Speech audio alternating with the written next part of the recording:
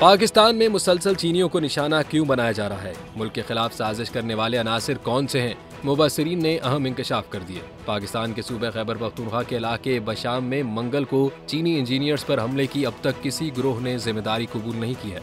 बाज़ मुबसरीन का ख्याल है कि इसके पीछे फ्रीलांस जिहादी भी हो सकते हैं जो बाकायदा किसी कलदम तंजीम से वाबस्ता नहीं, जबकि पाकिस्तान और चीन दोनों ने इसे दहशतगर्दी का वाक़या करार दिया है। चीन पाकिस्तान में 62 अरब डॉलर की सरमायाकारी कर रहा है, जिसके नतीजे में मुल्क भर में मुख्तलिफ मंसूबों के जरिए सड़कें, डैम, पाइपलाइन और बंदरगाह पर काम जारी है।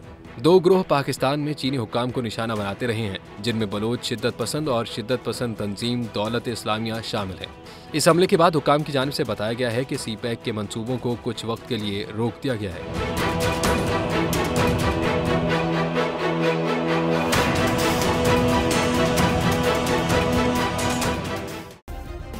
सब्सक्राइब करें और बेल दबाएं ताकि कोई खबर रह न जाए।